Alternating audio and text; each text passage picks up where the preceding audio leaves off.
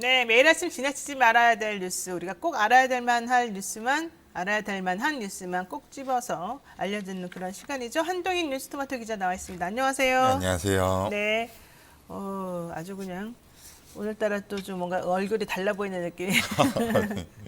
네, 서로 아마 주말 동안에 좀 많이 쉬고 그래서 좀 더 나아진 것 같기도 하죠. 자, 우선 첫 번째 이슈 한번 보겠습니다.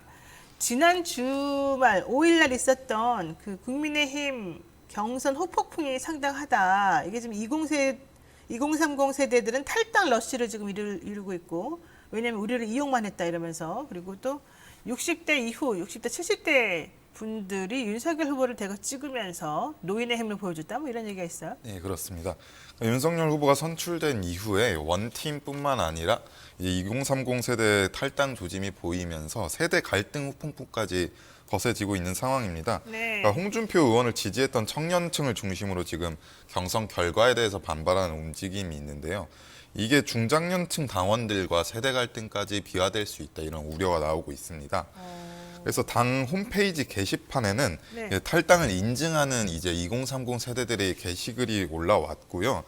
이 작성자들이 뭐라고 말을 하냐면 6070 당신들이 새바람 2030을 걷어찼다. 그리고 홍준표 의원을 지지하는 세력을 민주당의 역선택으로 조롱하고 민주당의 프락치로 만드는데 그게 어떻게 원팀이 되겠느냐 이렇게 비판을 하고 있습니다. 그래서 뭐 실제로 당원 게시판에 민심보다 당심이 먼저인 노인의 힘, 틀리의 힘 이렇게 조롱을 하고 있고 그리고 이제 6070 세대에서는 머리에 피도 안 마른 것들, 뭐 불쌍한 철딱들 이렇게 받아치고 있어서 세대 간 갈등이 계속해서 이어지고 있습니다. 그리고 홍준표 의원 역시 이제 뭐 경선이 끝난 이후에 승복을 하긴 했지만 네.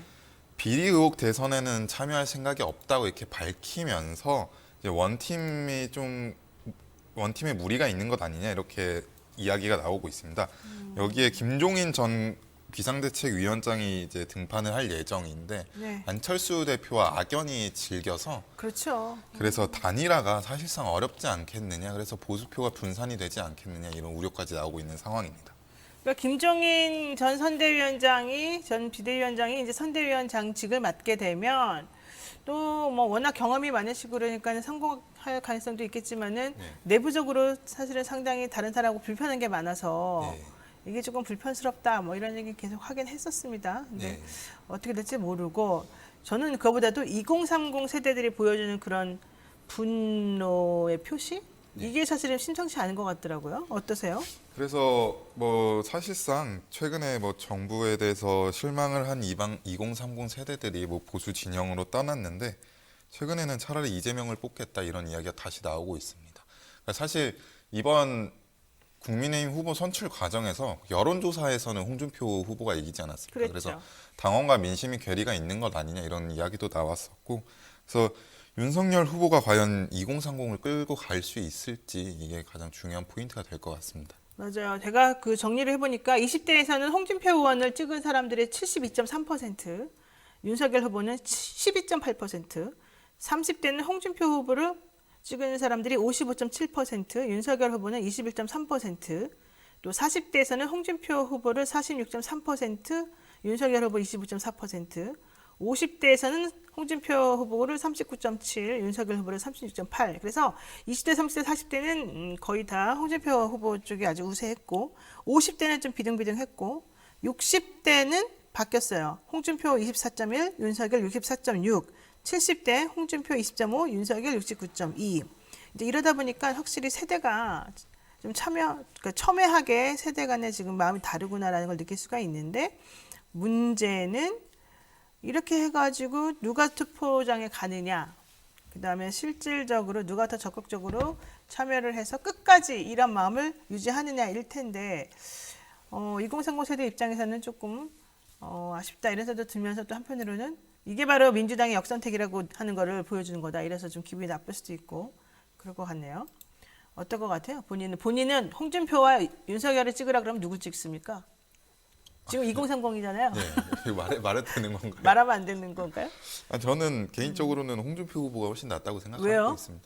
윤석열 후보가 지금까지 해왔던 발언들 그 발언 속에서 정책에 대한 뭐 120시간 노동이라든가 아프리카 네. 손발 노동이라든가 전두환 망언이라든가 그렇죠. 이런 부분을 봤을 때 더 이상 지지할 수 없는 입장인 것 같습니다. 그리고 국민의힘 관계자들을 만나봐도 윤석열 후보에 대한 이게 신뢰가 아직 깔려 있지 않기 때문에 그 같은 2030 세대인데 아직은 깔려 있다고 보입니다. 네, 그렇군요. 사실 윤석열 후보 고윤주 남았다 이런 얘기도 하더라고요. 고윤주 뭔지 알죠?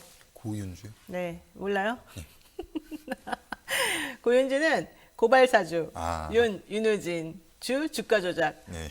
고윤주를 넘어야 될 텐데 과연 고윤주랑 헤어질 수 있을까 이런 얘기를 많이 하더라고요.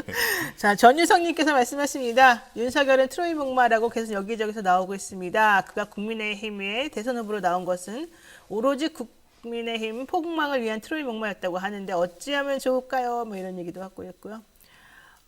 짤리스님, 노인당 2030들이 윤석열 떨어뜨린다고 이재명 씨는데 이런 거는 근데 완전히 믿기는 어려울 것 같고요. 자, 우리도 참 앞으로 지금 시간이 많이 있으니까 좀 더 지켜보도록 하고요. 벌써 40분 됐어요. 빨리 해야 되겠어요. 자, 두 번째 이슈는 뭡니까?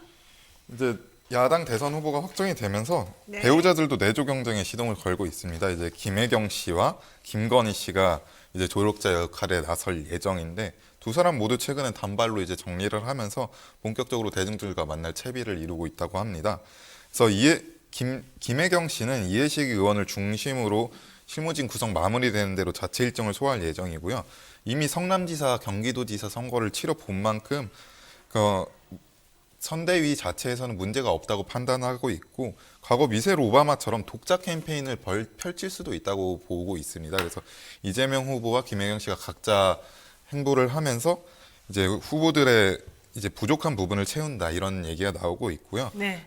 김건희 씨도 이제 나올 예정인데 윤 후보가 법조계 생활만 27년을 하고 영선의 정치 신인인 만큼 지원은 이번이 처음입니다. 그래서 자연스럽게 유권자들을 접촉하는 방식을 생각을 하고 있고 문화예술 분야부터 접점을 찾아보자 이렇게 얘기를 하고 있습니다.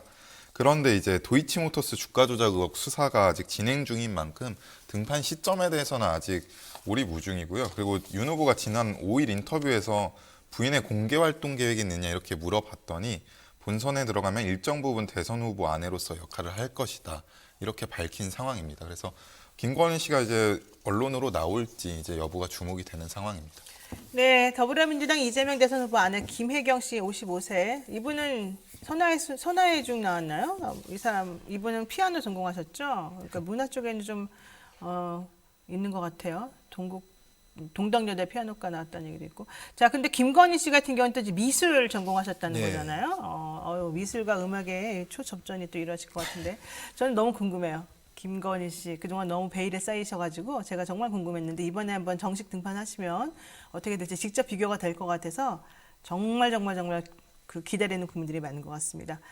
자, 그렇지만 뭐 그분들이 자체가 본인들이 대선 후보인 건 아니니까 우리가 또 좀 그런 면은 감안해서 봐야 되긴 하겠습니다만은 그래도 부인으로서 역할이 있는 거니까 잘 살펴보죠. 자, 세 번째 이슈 윤석열 후보 10일 날 광주 간다고요? 예, 10일 날 1박 2일 일정으로 광주를 찾을 예정인데요. 5.18 민주묘지를 참배할 예정입니다. 그리고 봉화마을까지 같이 찾는 일정인데 전두환 발언 논란이 이어지면서 이제 사과를 하겠다 이런 의도로 가는 일정입니다. 그리고 계란과 물병을 맞더라도 몸을 바짝 낮추겠다 이렇게 캠프 관계자가 설명을 하고 있는데요. 근데 이 부분에 대해서 5월 어머니회가 무대응하겠다는 입장을 내놨습니다. 네. 그러니까 남편이나 자녀를 잃은 어머니들로 구성된 단체인데 네. 윤석열 후보 측에서 해당 5월 어머니 집에 방문하겠다고 의사를 밝혔었습니다. 근데 5월 어머니회가 어머니회. 네, 어머니 집이 이제 방문에 대해서 반대 입장을 전달을 했고 문을 잠그고 이제 반기지 않겠다. 그리고 원래 소금이나 이렇게 계란을 던지는 등의 대응을 하려고 했는데 무대응을 하겠다 이렇게 밝혔습니다. 그러니까 정치적으로 이용하는 속셈이 뻔히 보이는 상황에서 그런 대응을 해주지 않겠다 이렇게 밝히고 있습니다. 사실은 저는 일단 뭐 가는 것도 특별히 반대지만 간다고 했을 때 오지 말라고 하는 것보다는 성숙한 시민의식을 보여주는 게 더 낫다고 봐요. 사실 이거 매우 잘못된 그분의 행동이었기 때문에 여기에 대해서 우리 광주 시민들이 어떤 생각하는지 정확히 알려줄 필요는 있는 것 같고, 또 이렇게 막 정말 1차원적으로 너무 직접적으로 뭐 계란 던지고 그래서 오히려 빌미를 만들어주는 그런 거는 매우 잘못된 것 같습니다. 물론 당연히 안 그러실 거라고 제가 지금 믿으면서 하는 말이죠. 정말 그리고 안 그랬으면 좋겠네요. 네, 그리고 뭐 오늘 지금 뉴스인사이다 아침에 지금 비 오는 날 아침에 지금 얘기가 진행되고 있는데요. 박진영 대변인하고 오늘 연결돼 있는데 지금 오시는 도중이라는 거예요? 어떻게 되는 거예요? 와 있어요?